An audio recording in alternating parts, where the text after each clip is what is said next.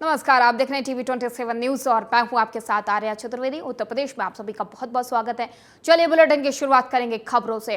रायबरेली के बछरावा थाना क्षेत्र के अंतर्गत नीम टिकरी गांव के पास जा रही वंदे भारत ट्रेन पर कुछ अज्ञात लोगों ने पथराव कर दिया है।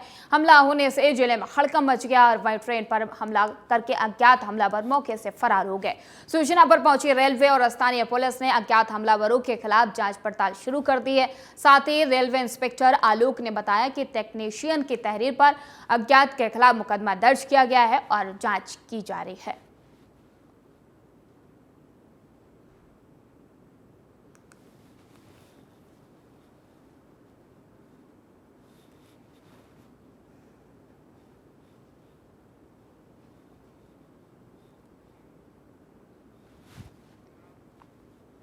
और पूर्वांचल की सबसे हॉट सीट वाराणसी चर्चा में है। चर्चा होनी भी चाहिए क्योंकि लगातार तीसरी बार प्रधानमंत्री नरेंद्र मोदी यहां से चुनाव लड़ने जा रहे हैं। किस प्रकार से काशी का विकास हो रहा और क्या कुछ बदलाव देखकर काशी की जनता इस बार फैसला करेगी, देखिए ये खास रिपोर्ट। आचर सिंह रघुवंशी और इस समय मैं काशी के बेहद ही फेमस दुकान पे खड़ी हूँ। जैसा कि आप देख सकते हैं हमारे पीछे बोर्ड लगा हुआ है पहलवान लस्सी। आपको हम बता दें ये काशी की सुप्रसिद्ध लस्सी की दुकान है जहाँ पे बड़े बड़े अभिनेता कलाकार आके यहाँ की लस्सी चख चुके हैं। तो चलिए यहाँ पे कुछ लोग मौजूद हैं, उनसे बातचीत करते हैं। सबसे पहले मैम तो आपका बहुत बहुत स्वागत है। क्या नाम है आपका? निर्मला शर्मा। तो मैम कैसा लग रहा है अभी यहाँ पे आप पहलवान लस्सी वाले क्या है? बनारस की लस्सी कहीं नहीं मिलेगी और पहलवान जी की लस्सी तो कहीं नहीं मिलेगी। आप कहाँ की रहने वाली हैं? हम लोग रहने वाले हैं दिल्ली के साइड के, यूपी के ही हैं, बुलंदशहर के, लेकिन हम लोग यहीं रहते हैं। तो जो भी हमारे रिश्तेदार आते हैं ना, हम उनको यहाँ लेके आते हैं। तो इतनी चर्चित है, मतलब दिल्ली तक नाम गूंज रहा है।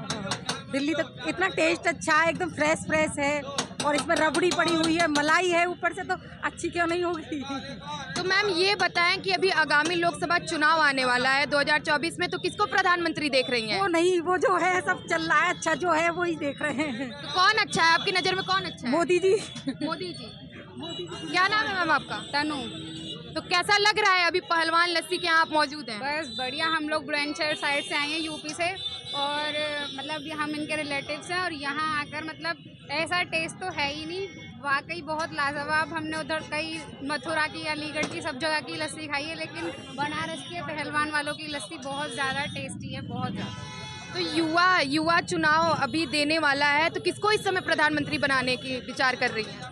देखो, नरेंद्र मोदी के अलावा तो हम किसी को ही नहीं सोचेंगे, कोई ऑप्शन ही नहीं है। ऑप्शन नहीं है कोई। नौकरी नहीं दे रहे हैं। भाजपा की जब से सरकार आई है काफी युवाओं की समस्या रही है, फिर भी सब खुश हैं। फिर भी सब खुश हैं, लेकिन देखो जितने भी डिफरेंट लोगों से आप मिलोगे सबके अलग अलग ओपिनियन होंगे। ये नहीं है कि विपक्ष और पक्ष दोनों ही तरीके से होते हैं। तो हम तो भाई नरेंद्र मोदी जी के पक्ष में हैं और अपने सब युवा लोगों से भी कहेंगे कि भाई उनके पक्ष में रहो और उनको मिलकर वो करो।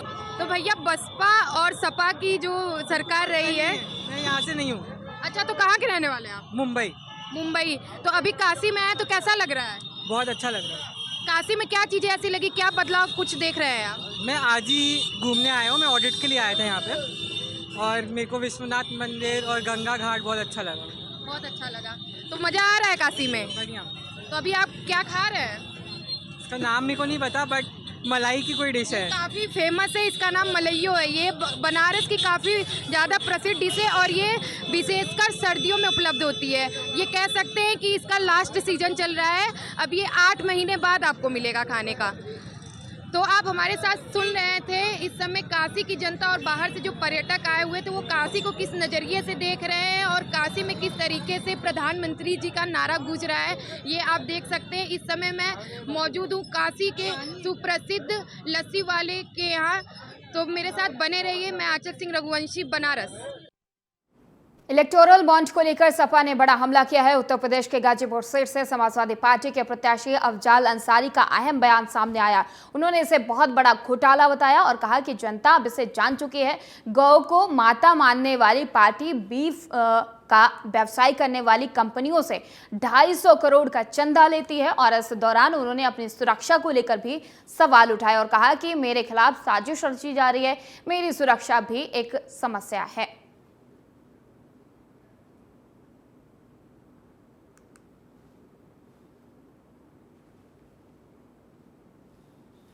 इलेक्टोरल बॉन्ड अब घोटाले का कांड बन चुका है। आप मुद्दा मत बनाइएगा, जनता मुद्दा बना चुकी है। क्योंकि अगर हम कोई बात कहे हैं तो हमारी वही बात मुद्दा बना दे रही है। हम फकीर हैं, न खाते हैं न खाने देते हैं। बिजनौर के अफजलगढ़ में स्वास्थ्य विभाग और एसडीएम की टीम ने बड़ी कार्रवाई करते हुए अवैध रूप से चल रहे अस्पताल को सील कर दिया है। प्रशासन की इस कार्रवाई से अस्पताल संचालकों में हड़कंप मच गया। बता दें कि लगातार मिल रही शिकायतों के चलते स्वास्थ्य विभाग और प्रशासन ने मिलकर ये कार्रवाई की है। एसडीएम ऋतु रानी, सीओ अर्चना सिंह, एसीएमओ के राहुल की अगुवाई में स्वास्थ्य विभाग की टीम ने निजी अस्पताल में छापेमारी की। अस्पताल संचालक से पूछताछ की। संतोषजनक जवाब और योग्यता संबंधी दस्तावेज नहीं दिए जाने पर अस्पताल को सील कर दिया गया है।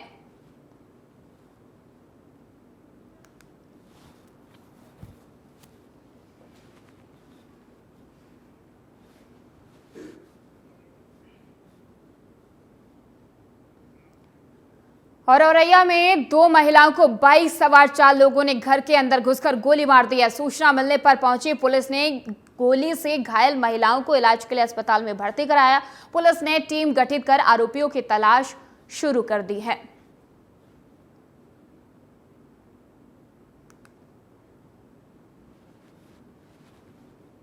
कुछ आधे घंटे पहले एक लगभग सूचना मिली है पड़िन दरवाजा थाना कोतवाली जनपद औरैया की रहने वाली महिला राजा उर्फ लक्ष्मी पांडे, जिनके पति की मृत्यु 27 जनवरी के आसपास हो गई थी। इनके जो जेठ है उनके साथ कुछ विवाद चल रहा था।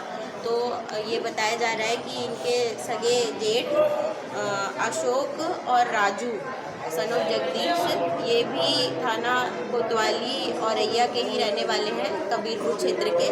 इनका जो आसपास लोग देखने वाले हैं उन्होंने बताया कि ये लोग आए आज शाम को और इन लोगों में कुछ बातचीत हुई और इन्होंने एक अवैध शस्त्र से इस पर फायर कर दिया।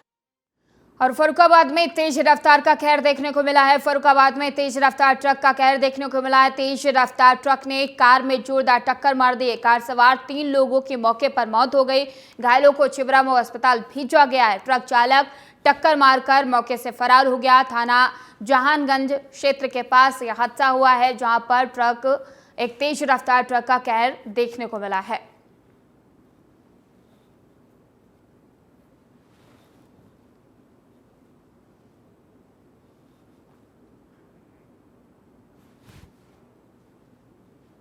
रायबरेली के भदोकर थाना क्षेत्र के मुंशीगंज में भीषण सड़क हादसा हो गया, जहां गाड़ी और बाइक सवार भाई बहन की जोरदार भिड़ंत हो गई। हादसे में दोनों की मौत हो गई। घटना की सूचना मिलते ही मौके पर पहुंची पुलिस ने दोनों के शव को कब्जे में लेकर पोस्टमार्टम के लिए भेज दिया है। साथ ही मामले की जांच पड़ताल शुरू कर दी है।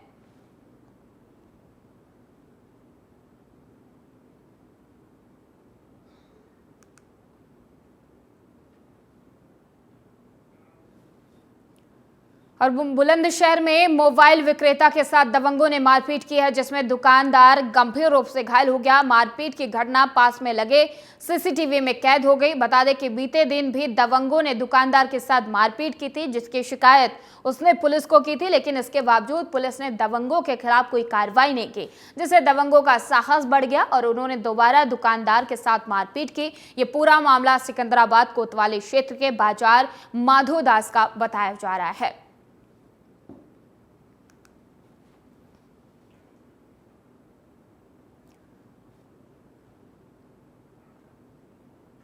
और यूपी के प्रयागराज में देर रात एक घर में संदिग्ध परिस्थितियों में एक महिला की मौत और आग लगने की घटना सामने आई है, जिसके बाद पुलिस और फायर ब्रिगेड की टीम ने मौके पर पहुंचकर मोर्चा संभाला। डीसीपी दीपक भूकर ने बताया है कि एक महिला ने अपने ससुराल में आत्महत्या कर ली है, जिससे आक्रोशित होकर मायके वालों ने ससुराल पक्ष के घर में आग लगा दी। पुलिस ने कार्रवाई करते हुए 5 लोगों को बाहर निकाला। बता दें कि फायर ब्रिगेड ने आग पर काबू पाया।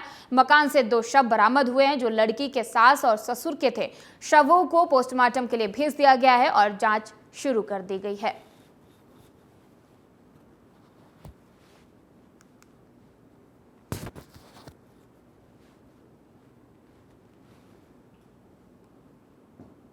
महिला जिसका नाम अंशिका केशरवानी है, उसके द्वारा अपने ससुराल में आत्महत्या कर ली गई है तथा दोनों मायके व ससुराल के पक्ष मौके पर मौजूद हैं। उस पर तुरंत जो थाने की पुलिस टीम है वो मौके पर पहुंची। उसमें जो दोनों पक्षों के लोग हैं वो आपस में झगड़ा कर रहे थे। उसी के दौरान जो मायके पक्ष वाले हैं उनके द्वारा ससुराल पक्ष के घर में आग लगा दी गई। पुलिस के द्वारा त्वरित कार्रवाई करते हुए 5 लोगों को वहां से इमीडिएटली रेस्क्यू करके बाहर निकाला गया व फायर ब्रिगेड को सूचित किया गया। फायर ब्रिगेड की टीम मौके पर पहुंच के और उसकी मदद से आग पर और खबर झांसी के बुढ़ाई गांव से है, जहां 32 वर्षीय युवक ने फांसी लगाकर आत्महत्या कर ली। फंदे पर युवक को लटका देख परिजनों में होश उड़ गए और उसे तुरंत फंदे से उतारकर मऊरानीपुर स्वास्थ्य केंद्र ले जाया गया, जहां डॉक्टर ने उसे मृत घोषित कर दिया। वही घटना की सूचना पुलिस को दी गई, जिसके बाद पुलिस मामले की जांच पड़ताल में जुट गई है।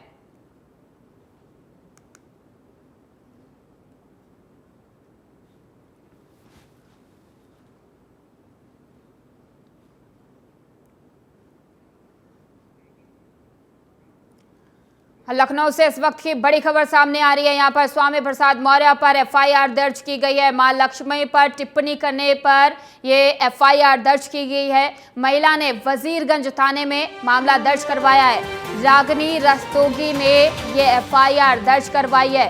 स्वामी प्रसाद मौर्य पर एफआईआर दर्ज की गई है। मां लक्ष्मी पर टिप्पणी करना स्वामी प्रसाद मौर्य को भारी पड़ा है।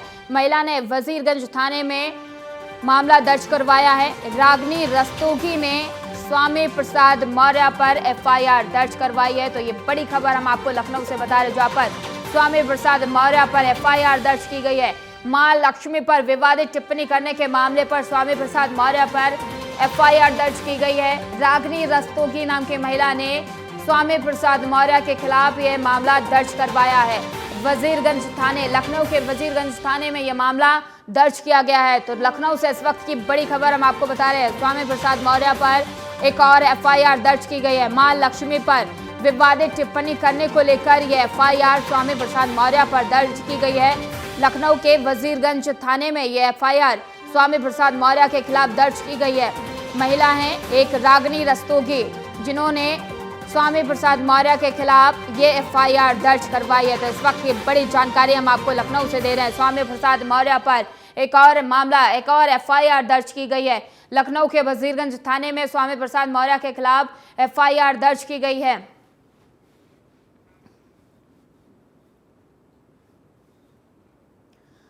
और इस खबर पर अधिक जानकारी के लिए हमारे संवाददाता अमरेंद्र प्रताप हमारे साथ फोन लाइन पर जुड़ चुके हैं। अमरेंद्र, स्वामी प्रसाद मौर्य पर एक और मामला दर्ज किया गया है, एक और एफआईआर दर्ज की गई है, क्या कुछ जानकारी है अमरेंद्र? बिल्कुल, देखिए जानकारी के अनुसार ये एफआईआर स्वामी प्रसाद मौर्य के ऊपर जो है थाना वजीरगंज में दर्ज की गई है। और इस एफआईआर में धारा 153A, 505(2) और IT एक्ट 67 जो है, ये 3 धाराएं लगाई गई हैं। MP MLA कोर्ट ने इस एफआईआर को दर्ज करने का आदेश दिया था। दरअसल रागिनी रस्तोगी ने मां लक्ष्मी के विरुद्ध जो अभद्र टिप्पणी स्वामी प्रसाद मौर्य ने की थी, मां लक्ष्मी के विरुद्ध की गई उस अभद्र टिप्पणी के मामले में रागिनी रस्तोगी कोर्ट गई थी। कोर्ट से उन्होंने कहा था कि मुकदमा दर्ज कराया जाए और कोर्ट ने, MP MLA कोर्ट ने बाकायदे ये आदेश दे दिया कि स्वामी प्रसाद मौर्य, जो कि अब वर्तमान में राष्ट्रीय शोषित समाज पार्टी के राष्ट्रीय अध्यक्ष हैं और पूर्व में कैबिनेट मंत्री रह चुके हैं, बसपा के सरकार के दौरान भी कैबिनेट मंत्री रहे और बाद में भारतीय जनता पार्टी में शामिल हो गए, उससे भी कैबिनेट मंत्री रहे। और उसके बाद इनको लगा कि अब मौसम बदल रहा है, तो एक मौसम वैज्ञानिक रूप में ये समाजवादी पार्टी में चले गए। हालांकि वहां जाने के बाद चुनाव ये हार गए। इनकी बेटी क्योंकि सांसद थी भारतीय जनता पार्टी से, तो वो भी इनके प्रचार में लगी, तो कहीं कहीं भारतीय जनता पार्टी से भी इनका नाता टूटा है। अब सवाल यह है कि जहां स्वामी प्रसाद मौर्य के ऊपर मुकदमे पर मुकदमा दर्ज होता जा रहा है, ताजा मुकदमा लखनऊ के चौक की निवासी रागिनी रस्तोगी जी जो है उन्होंने दर्ज कराया है और कोर्ट से, MP MLA कोर्ट से बाकायदे आदेश करा करके दर्ज कराया। अब देखने की बात होगी कि स्वामी प्रसाद मौर्य का निकट भविष्य में राजनीतिक करियर क्या होता है। बिल्कुल अमरेंद्र, लेकिन सवाल यहाँ पर यह भी खड़ा होता है कि रागिनी रस्तोगी कौन है जिन्होंने ये एफआईआर दर्ज करवाई है? क्या पहले से इन लोगों के बीच में कोई ऐसी विवादित बयानबाजी हुई है जिसको लेकर, या फिर ये माँ लक्ष्मी पर टिप्पणी करना मौर्य के लिए भारी पड़ा है? देखिए, ये मामला सीधे सीधे केवल महालक्ष्मी माँ के विरुद्ध जो टिप्पणी की गई उससे जुड़ा हुआ है। और ये आस्थावान लोग प्रत्येक जिले में, प्रत्येक शहर में, प्रत्येक प्रदेश में रहते हैं और आस्थावान लोग कहीं न कहीं वकीलों से भी जुड़े होते हैं। तो किसी न किसी वकील के द्वारा इसका संज्ञान लिया गया और फिर वकील के द्वारा जो आस्थावान लोग हैं उनमें से किसी मंदिर के प्रति आस्था रखने वाले लोगों के रूप में ये रागिनी रस्तोगी की तरफ से मुकदमा दर्ज हुआ और रागिनी रस्तोगी ने कोर्ट में जाकर के एप्लीकेशन दी कि इन्होंने सार्वजनिक रूप से सोशल मीडिया का इस्तेमाल भी करते हुए माँ लक्ष्मी, जिनके प्रति पूरा सनातन वर्ग जो है एक श्रद्धा रखता है अटूट, भगवान विष्णु को मानने वाले सभी लोग माँ लक्ष्मी प्रति श्रद्धा रखते हैं और माँ लक्ष्मी की पूजा के लिए बाकायदे एक त्योहार है, दीपावली में उनकी पूजा होती है। और ऐसी माँ लक्ष्मी जिनकी इतनी महिमा है, उनके विरुद्ध सोशल मीडिया का इस्तेमाल करते हुए जो अभद्र टिप्पणी स्वामी प्रसाद मौर्य ने की थी उसको मामला बनाया गया और अब एमपी एमएलए कोर्ट ने आदेश कर दिया है कि इनके विरुद्ध एफआईआर दर्ज की जाए और उसी कड़ी में वजीरगंज थाना लखनऊ के अंदर है, यहाँ पर मुकदमा दर्ज हो गया है 3 धाराओं। लेकिन अमरिंदर, सवाल यहाँ पर यह है कि लगातार स्वामी प्रसाद मौर्य विवादों में बने रहते हैं, उनकी तरफ से विवादित टिप्पणियां की जाती है, चाहे फिर वो किसी मामले को लेकर हो। लेकिन इस बार क्या स्वामी प्रसाद मौर्य की मुश्किलें बढ़ सकती हैं? एफआईआर दर्ज हो गया है, माँ लक्ष्मी के खिलाफ जो विवादित टिप्पणी दी है, अब इनके राजनीतिक करियर पर भी इससे कोई प्रभाव पड़ सकता है? अमरिंदर, बिल्कुल, देखिए मुझे लगता है कि ये जो चुनाव है, वर्तमान चुनाव, इसमें स्वामी प्रसाद मौर्य जिन सीटों से कभी चुनाव लड़े हैं, अगर उनमें किसी से लड़ते हैं तो भी मुझे लगता है सनातन समाज का उनको शायद ही सपोर्ट मिले, क्योंकि लगातार अपने बयान वीर के रूप में, अपने ऐसे बयानों से जिन्हें अभद्रता की श्रेणी में भी लाया जा सकता है, जैसा कि मुकदमा भी दर्ज हो गया है। कहीं न कहीं स्वामी प्रसाद मौर्य बहुत क्रिटिसाइज हो रहे हैं। ये अलग बात है कि हो सकता है उन्होंने ये सब इस योजना के तहत किया हो कि उन्हें चर्चा में बने रहने के लिए इसका फायदा मिलेगा, लेकिन मामला अब चर्चा में बने रहने से जो फायदा था उससे कहीं आगे निकल गया है और स्वामी प्रसाद मौर्य के ऊपर मुकदमे पर मुकदमा दर्ज होने लगा है। और अब मुझे लगता है कि स्वामी प्रसाद मौर्य का राजनीतिक कैरियर भी पूरी तरह खतरे में है। अब क्या कुछ होता है तो समय बताएगा, लेकिन फिलहाल कल उन पर एक मुकदमा और दर्ज हो गया है राजधानी के वजीरगंज थाने। जी बिल्कुल, बहुत बहुत धन्यवाद अमरिंदर तमाम सारी जानकारी देने के लिए। और ज्ञानवापी श्रृंगार गौरी मामले में मुख्य पक्षकार राखी सिंह की तरफ से जिला न्यायालय में दाखिल की गई 2 याचिकाओं पर आज सुनवाई होगी। इसमें ज्ञानवापी परिसर में बंद 8 तहखानों को खोलने की मांग की गई है और इसके अलावा ज्ञानवापी परिसर की छत पर मुस्लिम समाज को जाने से रोकने और वहां नमाज न पढ़ने की याचिका भी दायर की गई। इसके पीछे वजह छत पर कमजोर होना बताया गया है। राखी सिंह के अधिवक्ता बहादुर सिंह, अनुपम द्विवेदी और सौरभ तिवारी ने ज्ञानवापी परिसर में बंद तहखानों को खोलने और उनके एएसआई सर्वे की मांग की है।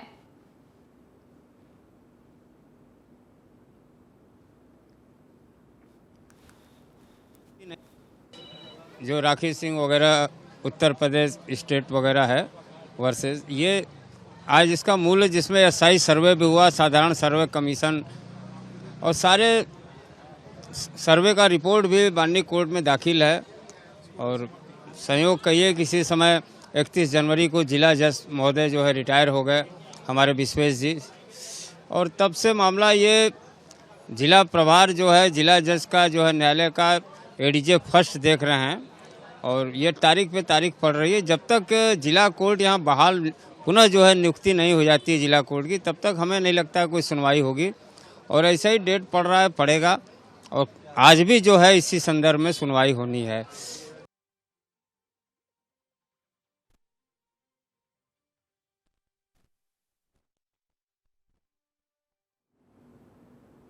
आप बूढ़े उत्तराखंड में आप सभी का बहुत बहुत स्वागत है और खबरों की शुरुआत करते हैं। लोकसभा चुनाव में 400 पार का तय लक्ष्य और भारी बहुमत से जीत हासिल करने के लिए बीजेपी कोई कोर कसर नहीं छोड़ना चाहती, इसलिए उत्तराखंड की 5 सीटों पर भी भारी बहुमत पाने के लिए बीजेपी मुख्यालय में सीनियर लीडरों की मौजूदगी में महत्वपूर्ण बैठक की गई, जिसमें सीएम पुष्कर सिंह धामी, प्रदेश चुनाव प्रभारी दुष्यंत गौतम और प्रदेश अध्यक्ष महेंद्र भट्ट, मंत्री सौरभ बहुगुणा और सभी सांसद प्रत्याशी मौजूद रहे। जहां चुनावी चुनावी रणनीति पर मंथन कर अंतिम रूप दिया गया। और इसके साथ ही प्रदेश अध्यक्ष महेंद्र भट्ट ने कहा कि संगठन द्वारा लोकसभा चुनाव से संबंधित नामांकन और अन्य सभी तैयारियों को अंतिम रूप दिया गया है। वहीं मुख्यमंत्री धामी ने कहा कि डबल इंजन की सरकार का दम प्रदेश के लोग देख रहे हैं, लिहाजा लोगों में मोदी को पुनः पीएम बनाने का जबरदस्त उत्साह है। मोदी अक्सर कहते हैं कि उनका उत्तराखंड से कर्म और मर्म का रिश्ता है।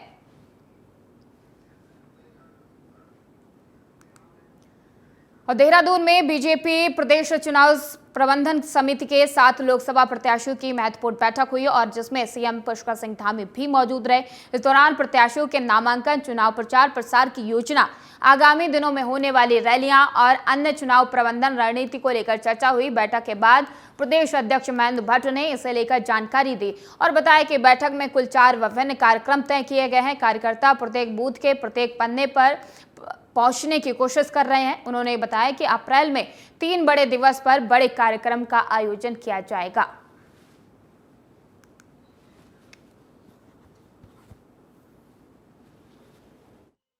दो 2014 में भी लामबंद था और 19 में भी लामबंद था। हम दुगने मतों से जीत के आए हैं और इस समय तो ऐतिहासिक जीत हो रही है। भारत की जनता ने मन बना लिया है कि तीसरी बार मोदी सरकार। मुझे लगता है कि विपक्ष की कमर अपना आप ही टूट रही है। आज उनको उम्मीदवार भी मेरे ख्याल नहीं मिल पा रहे। अनेक उम्मीदवारों ने मना भी किया है और भारतीय जनता पार्टी ने उत्तराखंड ने हर सीट को 5 लाख से जीतने का संकल्प लिया है। उसके लिए हमारे कार्यकर्ता बूथ लेवल से लगातार मेहनत कर रहे हैं। आज मोदी जी की गारंटी योजना ने ये करके दिखाया। मोदी जी का चेहरा तो है ही, क्योंकि मोदी जी का चेहरा तो भारत में क्या पूरे विश्व के अंदर उनके कारण हमारी पहचान बन रही है। विश्व के अंदर गौरव बढ़ रहा है, सम्मान बढ़ रहा है। तो विपक्ष भी तो इसी देश में रहता है, उनको भी खुशी होनी चाहिए। देश के प्रधानमंत्री जी कारण उनका भी इतने सालों तक कोई सम्मान नहीं था। उनके टाइम में प्रधानमंत्री, उनके टाइम में कैसा होता था आप सबने भी देखा। उनके प्रधानमंत्री की जब कांग्रेस के प्रधानमंत्री होते थे उनको ऐसा कोई अवसर ही नहीं मिलता था विदेशों के अंदर। मैं भी कई बार राजनीति के अंदर सामाजिक क्षेत्र में हम लोग देखते थे। और कुछ सरकारी कार्य भी थे जो बिजली मंत्रालय से संबंधित थे, कुछ हमारे इंफ्रास्ट्रक्चर के जो भारत सरकार की बाह्य सहायतित योजनाएं हैं उन योजनाओं के संबंध में था। उन सभी पर पहले से केंद्र से हमको सहयोग मिल रहा है। बिजली के लिए भी हमने अभी चूंकि अप्रैल माह से हमको जो पिछली बिजली का जो कमिटमेंट है वो अप्रैल इसी मार्च तक का है, तो उसको बढ़ाने के लिए मैंने बिजली मंत्रालय से भी अनुरोध किया था। और देहरादून में अभिनेता राजकुमार राव, विजय राय, तृप्ति डिमरी और मल्लिका शेरावत ने उत्तराखंड के मुख्यमंत्री पुष्कर सिंह धामी से उनके आवास पर मुलाकात की। मुख्यमंत्री ने सभी कलाकारों से राज्य में फिल्म निर्माण की संभावनाओं पर विस्तृत चर्चा की। मुख्यमंत्री ने फिल्म से जुड़े सभी कलाकारों का स्वागत करते हुए कहा कि उत्तराखंड में फिल्म शूटिंग के लिए बेहतर वातावरण बनाने का सरकार निरंतर प्रयास कर रही है और इसके लिए राज्य के फिल्मकारों के अनुकूल प्रदेश में फिल्म नीति तैयार की गई है। प्रदेश में शूटिंग के लिए देश विदेश के सुंदर और अच्छे गंतव्य हैं और फिल्म के कलाकारों द्वारा मुख्यमंत्री को अवगत कराया गया कि इस फिल्म की शूटिंग ऋषिकेश में की जा चुकी है और देहरादून और प्रदेश के अन्य क्षेत्रों में शूटिंग जारी है।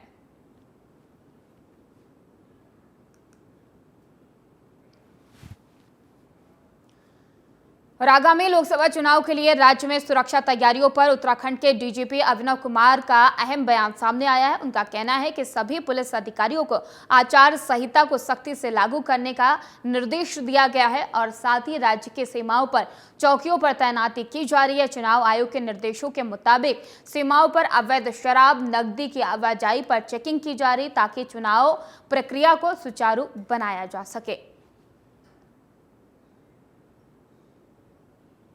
देखिए, वो हमारे ऑलरेडी बॉर्डर पे जो चेक पॉइंट्स हैं वो पहले से डिटरमिन्ड है, तो उन सभी पे अब ड्यूटीज लग रही हैं और मेरे ख्याल से इस हफ्ते के आखिर तक जो पूरा मतलब फुल डिप्लॉयमेंट है वो हो जाएगा। और फिर हम जो जो चुनाव आयोग के निर्देशन है कि भाई अवैध शराब पे चेकिंग की जाए, कैश के मूवमेंट पे चेकिंग की जाए ताकि चुनाव की प्रक्रिया को प्रभावित कोई ना कर सके, तो उस पर हम बड़ी सख्ती से निगरानी रखेंगे। और मैं यही कहना चाहूंगा कि इसमें कहीं पे भी कोई हम गड़बड़ी नहीं होने देंगे और अगर कहीं गड़बड़ी पाई जाती है तो ना सिर्फ जो दोषी लोग हैं उनके खिलाफ कार्रवाई की जाएगी, पर जो उस क्षेत्र में जो भी जिस भी थाना क्षेत्र के अंतर्गत आते हैं तो वहां के संबंधित अधिकारियों और कर्मचारी।